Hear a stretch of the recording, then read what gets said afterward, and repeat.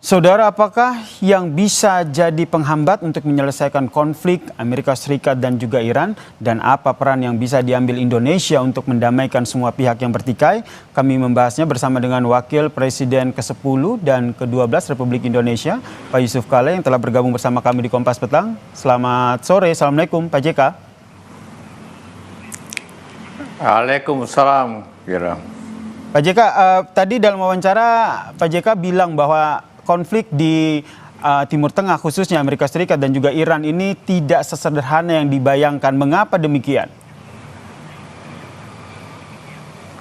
Ya, pertama, semua konflik yang melibatkan Amerika itu ujungnya ancaman senjata, ancaman roket, ancaman itu. Dan itu diperlakukan dengan suatu todongan. Dan ini sebenarnya seperti kita tahu sudah dalam perundingan di Oman, di Jenewa antara Iran dengan Amerika. Tapi tetap saja Amerika melancarkan serangan dengan Israel.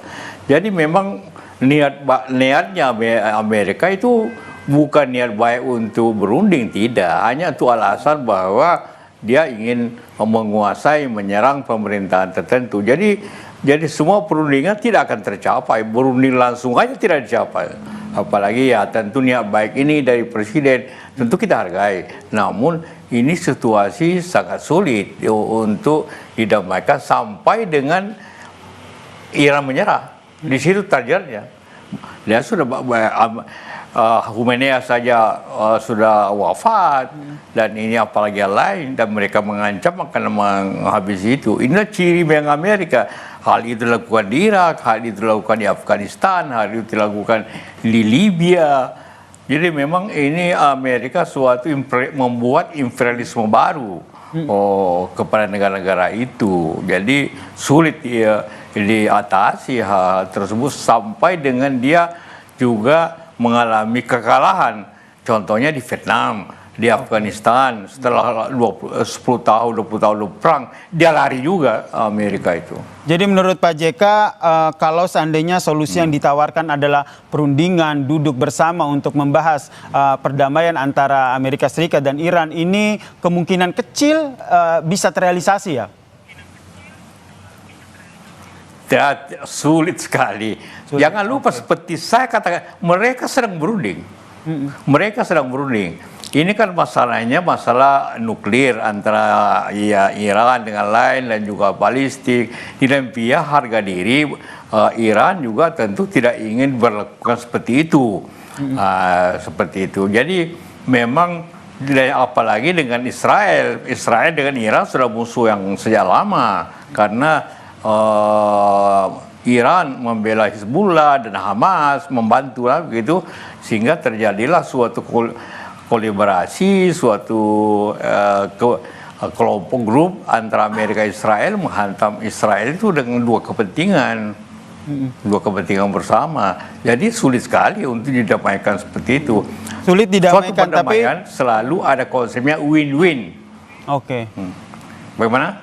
Ya, sulit untuk dilakukan, tapi jadi, harapannya ada damai begitu, ada perundingan yang dilakukan. Jadi menurut Pak JK sendiri yang juga sudah memantau bagaimana konflik antara Amerika Serikat dan juga Iran ini sudah lama terjadi, apa yang bisa dilakukan sehingga konflik ini bisa diredam sehingga tidak berdampak lagi tidak hanya di Timur Tengah tapi di dunia global?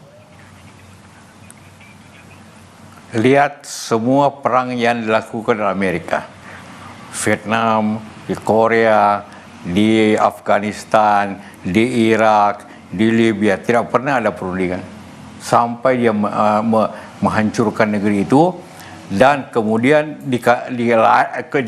apabila dilawan terus akhirnya dia lari.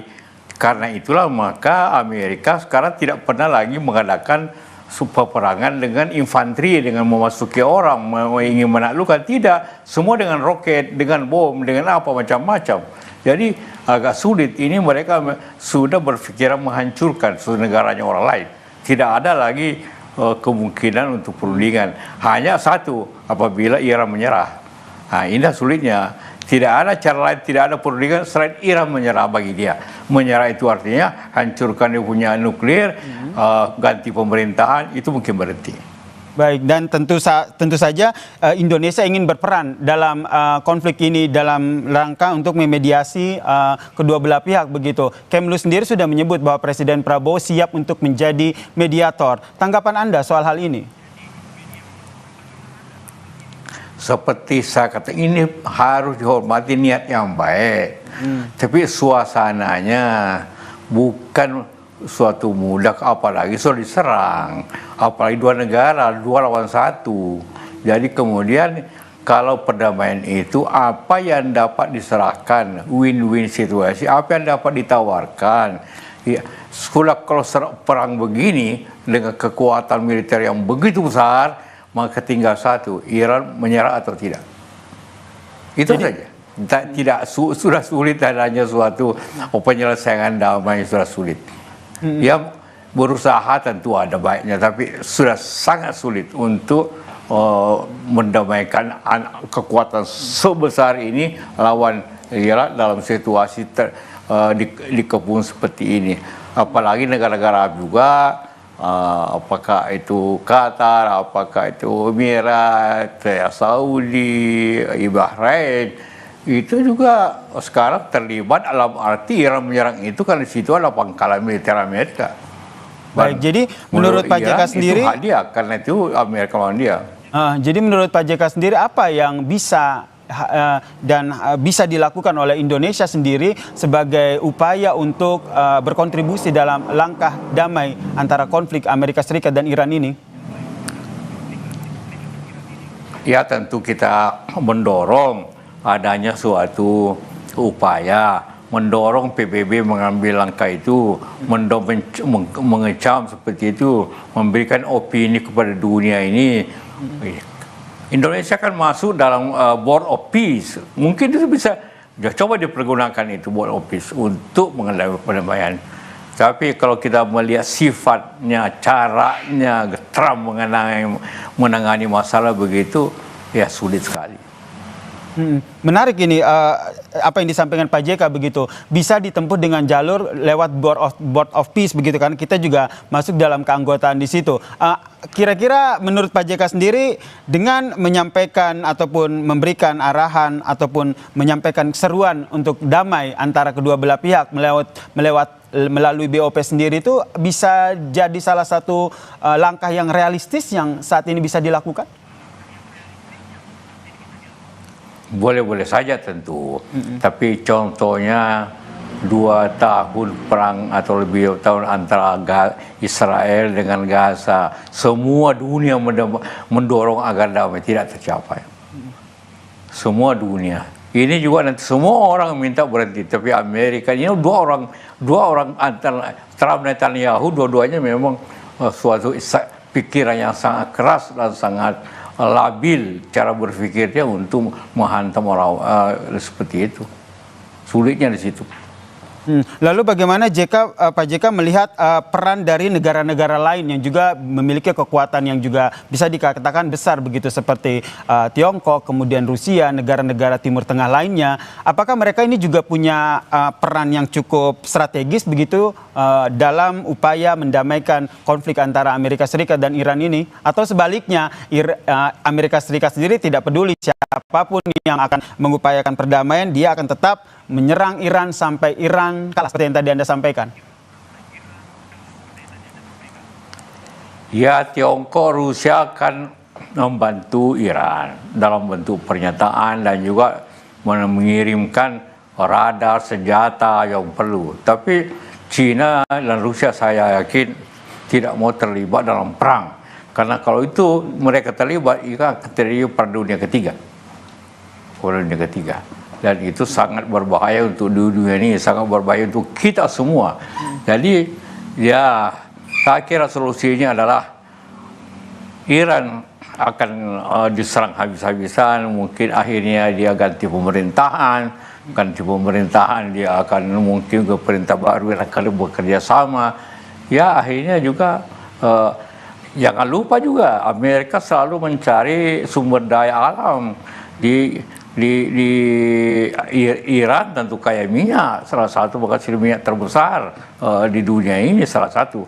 maka tentu juga itu dia berniat menguasai itu, sama dengan cara dia menguasai Venezuela. Itu bukan hanya soal Maduro, bukan, tapi soal bagaimana dia menguasai lahan minyak di ini. Sama dengan kita, jangan lupa Indonesia membuat perjanjian, Amerika menguasai, dapatlah masuk langsung ke sumber-sumber pertambangan rare, apa itu bahan-bahan yang sulit di Indonesia. Itu semua cara mereka, Amerika selalu begitu, menyerang, menguasai pemerintah, menguasai kekayaan alam. Itu yang terjadi di Iran, itu yang terjadi di Irak, ya, itu yang terjadi di Libya.